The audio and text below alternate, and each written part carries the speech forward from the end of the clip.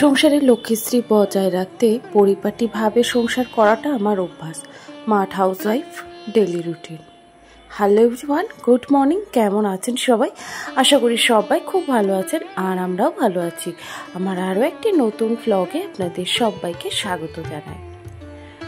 আজকে একটু লেট করে ঘুম ভেঙেছে, মানে ভোরবেলায় ঘুম ভাঙার পরে যথারীতি উঠে আবার যদি শুয়ে পড়া হয় তাহলে যা হয়ে থাকে, তো আমারও ঠিক সেরকমই হয়েছিল। ভোরবেলায় উঠে ঘুম থেকে উঠে একটু এদিক ওদিক করে দেখলাম চোখ থেকে ঘুম ছাড়ছেই না, তো সেইটা ভেবে আরও 10 মিনিট একটু শুয়ে নিয়েছিলাম।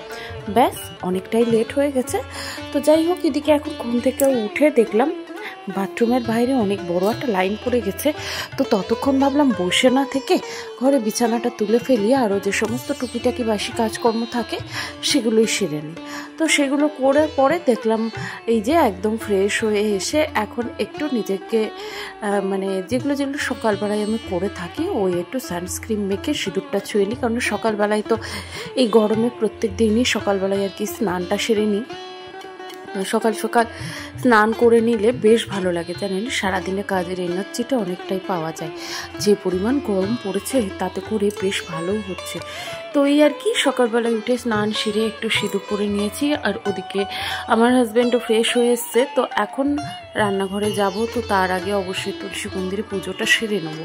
তো এই তো ওদিকে ভাই দেখলাম ঘরে জল দিচ্ছে আর কি, মানে ওর এই যে আমাদের এই পুরোনো ঘরের বারান্দাটায় জল দিচ্ছে। দেয়ালে মানে সিমেন্ট করা হয়েছে যেহেতু প্লাস্টার, তো যে জায়গাগুলো প্লাস্টার হয়েছে সেই জায়গাগুলো প্রত্যেক দিন অন্তত পক্ষে একবার করে জল দিয়ে ধুয়ে দিতে হয়। তো সেটা ও দেয়, আবার কখনো কখনো আমার হাজব্যান্ডও দুপুরবেলায় এসে দেয়, এরকমভাবেই আর কি হয়ে যায়। আর এদিকে আমার পুজোও হয়ে গেছে। তো চলুন এবার রান্নাঘরে যাব, চা বসাবো, আরও অনেক ছোটোখাটো কাজ আছে সেগুলি সেরে নেবো। রান্নাঘরে এসে ওই যে চা বসিয়ে দিয়েছি, আর সেই সাথেই বাসনের গামলাটা আগে খালি করে নেব। কারণ বাসন তো এমনিতেই প্রচুর জমতেই থাকে, তো সেই সমস্ত বাসন আমি হাতেই ধুয়ে উবুর করে রাখি। তো তার জন্য আমার গামলাটা সবসময় খালি করা লাগে। তো ওই জন্য একেবারে সকালবেলায় খালি করে ধুয়ে রেখে দিই।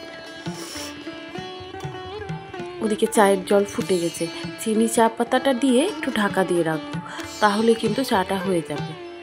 এই চাটার অনেকেই আপনারা কিন্তু আমাকে কমেন্ট করে বলেন যে চাটা দেখতে ভীষণ ভালো লাগে।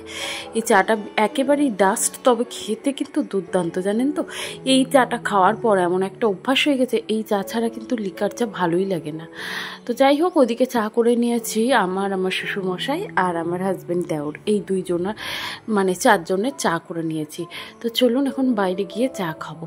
এই 10টা মিনিট রান্নাঘরে এসে দাঁড়ানো যায় না, জানেন। সকালবেলায় এত পরিমাণ রোদ্দুর থাকে, আর আমাদের তো পূর্ব দিকের জানালা, তো তার জন্যে এত পরিমাণ রোদ্দুর ঢুকে যায় সকাল হতে না হতেই। দেখুন, আপনারা দেখলেই বুঝতে পারবেন। তো এই জন্যে কি বলুন তো, সকালবেলায় এসে রুটি করবো বা জলখাবার করব, সেই এনার্জিটাই হারিয়ে যায় এই রোদ্দুর দেখে। চলুন বাইরে যাই, চাটা খেয়ে নিই। চা খেয়ে নিয়ে ভাবলাম কি এই বিছানাটা একটু গুটিয়ে ফেলি। ওই বিছানাটা তো গুটিয়েই গেছিলাম, এই বিছানাটা গোছানোই ছিল, তবে ওই যে আমার অভ্যাস পরিষ্কার পরিচ্ছন্নভাবে পরিপাটিভাবে কাজ করা। তো সবাই যেভাবেই করুক না কেন, তবু আমাকে কিন্তু আমার কাজে একবার হাত লাগাতেই হয়, আর এটা আমার একটা অভ্যাস বলতে পারেন। তো যাই হোক, এদিকে কাজ করতে করতে ওদিকে আবার আমার সোনার কিন্তু ছুটি হওয়ার টাইম হয়েছে। কারণ সকালবেলায় আজকে ওর উঠতে দেরি হয়ে গেছিলো, তাই জন্য ও টোটো করে পড়তে যায়, একদম স্নান সেরেই পড়তে চলে গেছিলো। তো যে কারণে এই যে ভাবলাম ভাইকে খেতে দিয়ে নিই, তারপরে একেবারেই ওকে আনতে যাব। আর ওই পথে একটু বাজারেও যেতে হবে টুকিটাকি কয়েকটা জিনিস কেনার জন্যে। কারণ বুঝতেই পারছেন, মধ্যবিত্ত সংসার, আজ এটা আনি তো কাল ওটা, তো এইভাবেই মানে করতে হয়। ওই যে বললাম, মুদিখানার জিনিস 20 দিনেরটা হয়তো থাকে ঘরে, বা 10 দিনেরটা থাকে, 20 দিন কিনতে হয়। এইভাবেই আর কি এটা সেটা বুদ্ধি করে করে চালিয়ে নিতে হয়। তো যাই হোক, চলুন এখন যাচ্ছি সোনাকে আনতে, তারপরে বাজার থেকে সজ্জা বাড়ি যাব। আর এই তো বাইরের সমস্ত কাজ সেরে বাড়ি চলে এসেছি। আর বাড়ি এসেই আগে ওই যে জামা কাপড়টা চেঞ্জ করে নিলাম, কারণ এত পরিমাণ ঘেমে যাচ্ছি। আর এই তো সোনা আসার সময় দোকান থেকে ইপ্পি কিনে এনেছিল, তো ও সকালের দিকটা আজকে বললো ইপ্পি খাবে, ওর খুব ভালো ইচ্ছে করছে আর কি ইপ্পি খেতে। তো কি বলুন তো, আমি না ইপ্পি ম্যাগি এগুলো ঘরে রাখি না, কারণ আমার সোনার ফাস্টফুড খাওয়া নিষেধ। তবে ওর আবার ছোটোবেলা থেকে ইপি ম্যাগি এগুলোর উপরে ভীষণ মানে আর কি নেশা। তো এগুলো থাকলেই মানে একটাই থাকুক, দুটোই থাকুক আর চারটেই থাকুক, যে কটাই থাকুক ও খেয়ে নেবে কিন্তু। তো ওই জন্য আমি এনেই রাখি না, যখন প্রয়োজন হয় তখন একেবারে বাইরে থেকে এনে তারপরে ওকে করে দিই। তো ওই যে আমি আর কি ওকে ঢুকিয়ে দিয়ে তারপরে বাজারে গিয়েছিলাম। তো এই সুযোগে আর কি ওই ইপিটা নিয়ে চলে এসছে, আর এসে দেখছি ওর রান্না হয়েও গেছে। তা আর কি ওটাই খাক। আর ইপি খাওয়ার পরে কি হয় বলুন তো, পেটটা বড্ড ভার হয়ে যায়, আর দুপুরবেলায় কিন্তু একেবারেই খেতে চায় না। তো যাই হোক, এখন করে ফেলেছে, আর তো কিছু করার নেই। তো ওই জন্য ইপি নিয়েছে। আর আমি আসার সময় ওর জন্য একটা আমুল ছাঁচ এনেছিলাম, কারণ ওই সমস্ত জিনিস খেতে খুব ভালোবাসে। যদিও আমুল ছাঁচটা কীরকম টেস্ট সেটা আমারও জানা নেই, তবে পরে আমি বুঝতে পেরেছি এটার টেস্টটা কেমন। তো সেটাই আর কি ওর জন্য একটু এনে দিলাম। নতুন কিছু দেখলেই আমি ওর জন্য কিছু না কিছু আনি, তো সেইটাই আর কি এনেছি। আর এসেই দেখলাম হাতে অনেকটাই সময় রয়েছে, একটু পরে রান্নাটা বসালেও চলবে। তো তার জন্যে এই যে এদিকে আমি করে নিচ্ছি এই ঘরের সমস্ত একটু জিনিসগুলোতে যে হালকা ধুলোর আস্তরণ পড়ে, তো সেই হালকা হাতে একটু ডাস্টিং করে নিলাম। প্রতিদিন যদি এরকম একটু হালকা হাতে ডাস্টিং করা যায় তাহলে জিনিসপত্র কিন্তু ধুলোর আস্তরণটা কমই পড়ে। কিন্তু কি বলুন তো, রোজ আর হয়ে ওঠে না, তবে যেদিন দিনে হয় না সেদিন কিন্তু আমি রাতে চেষ্টা করি করে নেওয়ার। আসার সময় ছাদে জামা কাপড়গুলো মেলতে এসেছিলাম। তো ওই যে ড্রেসগুলো সকাল থেকে আমরা পরি, সেই জামা কাপড়গুলো একটু সার্ফ জল দিয়ে ধুয়ে ছাদে মেলে দিয়ে গেলাম, কারণ অনেকগুলোই জামা কাপড় নিচে মেলার জায়গা নেই, মা মেলেছে, বাবা মেলেছে, তো ওই কারণে ছাদেই নিয়ে এলাম। তো বেশিক্ষণ লাগবে না, খুব একটা মানে শোকাতে সময় লাগছে না, যে পরিমাণ রোদ্দুর। আর আসার সময় বারুনটা হাতে করেই এনেছিলাম। তো বারুন একটা কাপড় আমি হাতে করেই এনে রাখি, কারণ এই যে আসার সময় কিন্তু সিঁড়িটা ঝাড় দিয়ে যায়। যেদিনই ছাদে আসি আর কি আসার সময় বারুনটা নিয়েই আসি। আগে জানেন একটা বারুন আমি ছাদে রেখেই দিয়েছিলাম, তবে সেই বারুনটা দেখলাম এখানে আর নেই, হয়তো কেউ নামিয়ে নিয়ে গেছে বা ফেলে দিয়েছে। তো তার মানে ছোট বারুন, তো যে কারণে এই সব সময় এখন আসার সময় আনতে হয়। এক একদিন আবার কি বলুন তো মনেও থাকে না। তো যাই হোক, সিঁড়িটা ঝাড় দিয়ে নিয়ে রেলিংগুলোকে সুন্দর করে মুছে নিলাম। এত পরিমাণ ধুলো হয় এই স্টিলের রেলিংয়ের ওপরে, পুরো ধুলোর আস্তরণ পড়ে যায়। তো একদিন অন্তর একদিন যদি এটাকে না মোছা হয় তাহলে খুব সমস্যা হয়। আর ওইদিকে মা আমার কাছে কিছু একটা চাইছিল, তো সেটাই আমি দেখিয়ে দিলাম। আর এরপরে এই যে রান্নাঘরে ভাত বসিয়ে দিয়েছি জানেন, তো সেই চাল ধোয়া জলটা গাছে দিয়ে দিলাম, কারণ যে পরিমাণ রোদ্দুর পড়েছে আমার মনে হয় ওদেরকে রোজই যদি একটু করে জল দেওয়া যায়, তো শুধু জলের বদলে আমি এই চাল ধোয়া জলটাই দিই, তাহলে ওদের একটু খাবারের ইয়েটা হয়ে যায়, ব্যবস্থাটা হয়ে যায়। আর এই যে সংসারে কাজের কিন্তু অভাব নেই, এটার পর সেটা, সেটার পর সেটা লেগেই থাকে। তো এই যে ওদিকে গাছে জল দিয়ে আসতে না আসতেই বোতলগুলো ভর্তি করে নিয়েছি, তো সেগুলোকে এখন ফ্রিজে রেখে দেবো, আর 2-1টা বোতল বাইরে রেখে দেবো। আর এবারে এই দেখুন আমার এই ঘরের এই জানলাটাতে, বক্স জানলা যদিও, এখানে যে আমি একটু জামা কাপড় বা বালিশ কাঁথা রোদে দেবো, তো তার কোনো উপায় নেই জানেন, এত পরিমাণ পিঁপড়ে। তো সকাল হতে না হতে, দুপুর হতে না হতে যখনই দেখবেন এই জানলার উপর পিঁপড়ের লাইন। আমি জানি না এটা ভালো না খারাপ, তবে কি বলুন তো, এই পিঁপড়ের জন্যে আমার ঘরের রং কিন্তু দেওয়ালের এক এক জায়গায় এই পিঁপড়েতে খেয়ে নিয়েছে।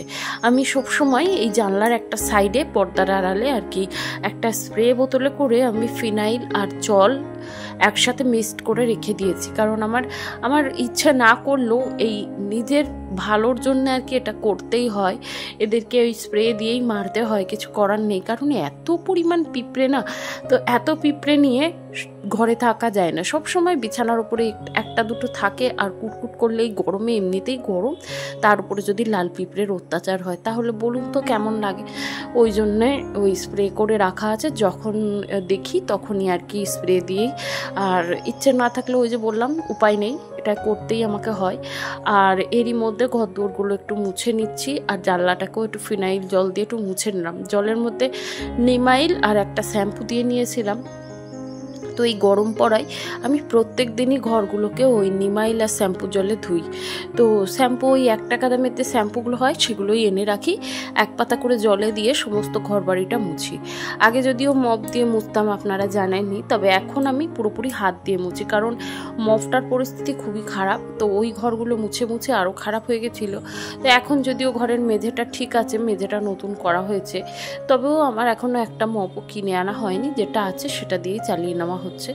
আর এমনিতেও হাত দিয়ে মুছলে কিন্তু ঘরদোর বেশি পরিষ্কার হয়, তো আমি চেষ্টা করি সবসময় হাত দিয়ে মোছার। আর হাত দিয়ে মুছলে কি হয় বলুন তো, হয়তো একটু পরিশ্রম হয়, এটা ঠিক কথাই, কিন্তু পরিষ্কারও হয় আর আপনার পরিশ্রম করার যে অভ্যাস এটাও কিন্তু ঠিকঠাক থাকে। তো ওদিকে রান্না বসাবো, তো রান্নার জন্যে মটর ডাল বের করে নিয়েছি। আর আমি না ওই মটর ডাল, অরলের ডাল, ছোলার ডাল সব একই রকম কোটো, তো বুঝতে বড্ড গন্ডগোল হয়ে যায়, ওই জন্য দেখে বুঝে নিতেই আমার সময় লেগে যায় অনেকটা। তো আজকে শনিবার, আজকে একেবারে নিরামিষ রান্না হবে, তো ওই জন্য মটর ডাল করবো। অনেকদিন পরই আর কি মটর ডালটা খাওয়া হচ্ছে। মটর ডালটা মধ্যেখানে আর কি উঠেই গেছিলো বলতে পারেন। আমাদের বাড়িতে একটা সময় ছিল মানে শনিবার মানেই হচ্ছে মটর ডাল, তো মাঝখানে মটর ডালটা উঠেই গেছিলো, কারণ ওই যে শাশুড়ি মার গ্যাসের সমস্যা রয়েছে, তো তার জন্যে। তো আজকে আবার মটর ডাল এ মাসে নিয়ে এসেছিলাম, মানে বলেছিলাম যে হাজব্যান্ডকে যে একটু মটর ডাল এনো, কারণ মাঝে মধ্যে না ওই বড়া ভাজা ডাল এগুলো খুব ভালো লাগে, তো ওই জন্যে মটর ডালের বড়া বা ছোলার ডালের বড়া এগুলো খেতেও কিন্তু ভালো লাগে জানেন। তো তার জন্য আজকে আর বড়াটা করলাম না, তবে ওই যে ডালটা বসিয়ে দিয়েছি, একেবারে নুন হলুদ দিয়ে বসিয়ে দিয়েছি। আর নুন হলুদ দিয়ে ডালটা সেদ্ধ করলে ডালের টেস্টটা কিন্তু ভালো হয় জানেন। আর ওদিকে ভাতটা কিন্তু আমার মানে ফুটে গেছে, তো নামিয়ে রেখেছি। আর চাল কুমড়োটা বসিয়ে দিয়েছি, কাঁচা লঙ্কা কালো জিরে ফোড়ন দিয়ে চাল কুমড়োটা বসিয়েছি। কাঁচা লঙ্কা কালো জিরে দিয়ে চাল কুমড়ো খেতে কিন্তু ভালো লাগে। তবে জানেন, আমাদের গ্রামের দিকে বাড়ি ছিল, তো আমার ঠাকুমাকে দেখতাম নারকেল দিয়ে চাল কুমড়ো করতো, অথবা চিংড়ি মাছ দিয়েও করতো, আর বেশিটাই হতো ইলিশ মাছের মাথা দিয়ে। কারণ আপনারা তো জানেনই আমার বাড়ি মুর্শিদাবাদ, পদ্মা নদীর ধারে, তো ইলিশ মাছটা ওখানে বেশিরভাগ দিনই আমাদের বাড়িতে থাকতো। তো সেই জন্য ইলিশ মাছের মাথা দিয়ে চাল কুমড়ো ঘন্টটা আমার খুব প্রিয় একটা রান্না। আর এখন যদিও এখানে খুব একটা হয় না, কারণ ইলিশ মাছ তো জানেনই এখানে একেবারে দুর্মূল্য, সোনার সমান দাম, তো ওই জন্যেই হয় না। তো ওই যে চাল কুমড়ো ঘন্ট, কচু, গাটি কচুর তরকারি আর ডাল, এটাই আজকে রান্না। আর সেই সাথে ভেজে নিয়েছিলাম একটু বেগুনি। তাহলে চলুন আজকে ভিডিওটি আমি এখানেই শেষ করছি। ভিডিওটি কেমন লাগলো অবশ্যই কিন্তু একটি কমেন্টের মাধ্যমে জানাতে ভুলবেন না। যদি কোথাও ভালো লেগে গিয়ে থাকে প্লিজ একটি লাইক করে দেবেন। আর আপনি যদি নতুন হয়ে থাকেন চাইলে চ্যানেলটিকে সাবস্ক্রাইব করে আমার ছোট্ট চ্যানেলটির পাশে থাকতে পারেন। তাহলে চলুন আজকের মতো আসি। সবাই খুব ভালো থাকবেন, সুস্থ থাকবেন, সাবধানে থাকবেন। আবারও দেখা হবে।